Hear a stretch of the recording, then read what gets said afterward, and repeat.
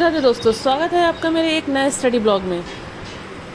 वही अपने दिन की शुरुआत तो टाइम से ही होती है और 4 बजे से अपनी स्टडी को स्टार्ट करना होता है। तो अपनी स्टडी को स्टार्ट करती हूँ। उससे ही अपनी स्टडी को स्टार्ट किया। उसमें अपने हिंदी का जो पढ़ना था वो पढ़ा थोड़ा सा, कि हिंदी के वो है कि मैं सोचती हूँ अब डेली से लेके चलूँ, रिवाइज करते चलूँ कुछ मुहावरे और ये चीज़ें, क्योंकि ये चीज़ें तो बस डेली ही पढ़ेंगे तो ही याद रहेंगी। तो मैं उनको पहले अपना देख लेती हूँ फटाफट 5 देखने के बाद मैंने थोड़ा समाज जो टॉपिक है उसको पढ़ा था। ये सब मैंने 1-1.5 घंटे की स्टडी की। उसके बाद मैं ब्रेक लिया। ब्रेक लेने के बाद ब्रेक में चाय पी और बिस्किट खाया। उसके बाद थोड़ा घर का काम किया। घर का काम करने के बाद भी फिर बच्चे उठे नहीं थे, तो मैंने सोचा फिर दोबारा से और स्टडी कर लेती हूँ, क्योंकि आज बच्चों की छुट्टी है, पीटीएम है, तो फिर दिन में थोड़ा सा टाइम कम मिलेगा।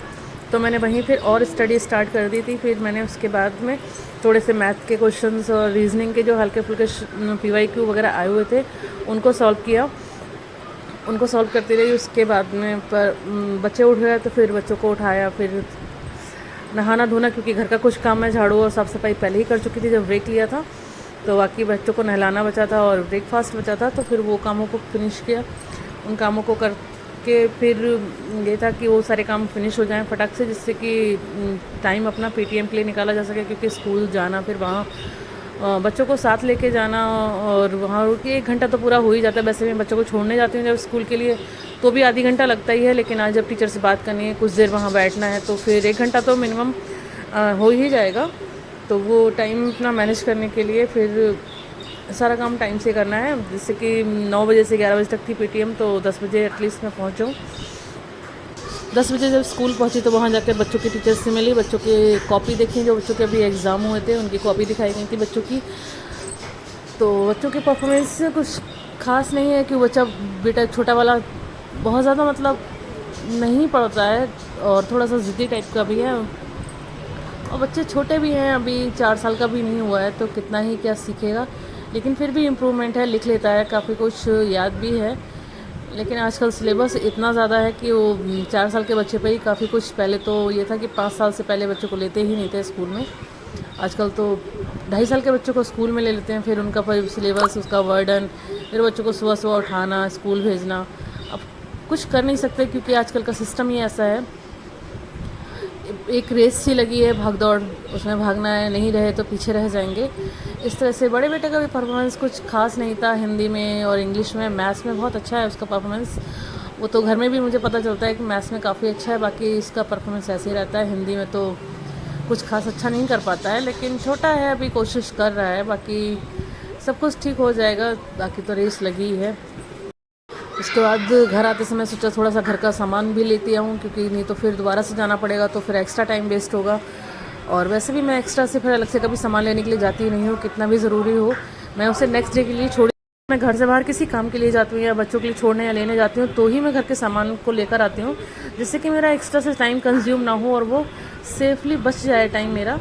तो इसलिए मैं उसी समय इन कामों को भी फिनिश करने की कोशिश करती हूँ। तो फिर घर के सारे सामान जो लाने थे वो सब लेके आई, शॉप पे गई।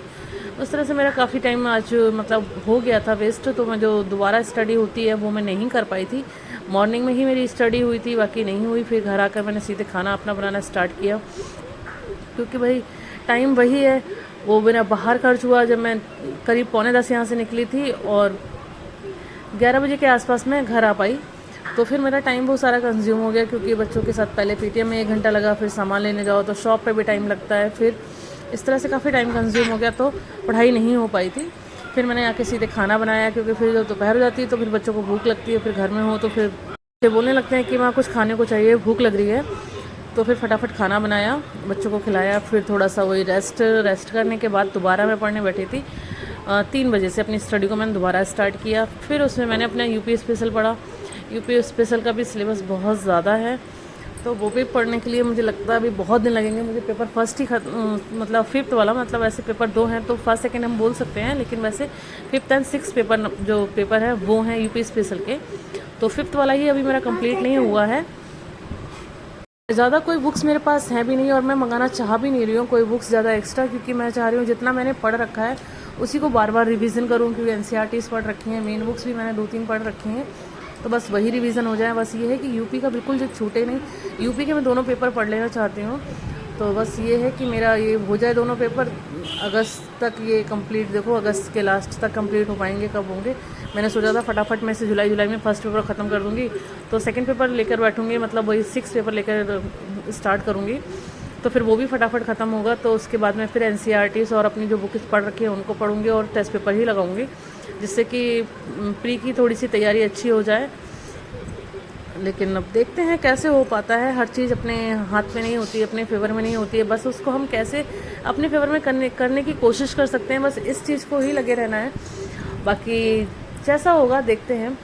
स्टडी तो अपना 100% देने की कोशिश करनी है हमें, बाकी सब हो ही जाना है। अगर हम हमारी तरफ से अपना 100% देंगे तो चीज़ें कब तक अलग रहेंगी हमसे, हमारे अकॉर्डिंग ज़रूर हो जाएंगी। बस हमको अपना 100% देना है और कोशिश करती रहनी है। बस मैं तो बस यही मानती हूँ कि हालात चाहे जैसे भी हो जाएं, बस अपनी कोशिश करनी है। अगर आज हम 2 घंटे का टाइम मैनेज करें तो कल हो सकता है हम आज का कवर करके उधर कल 4 घंटे 5 घंटे निकाल लें।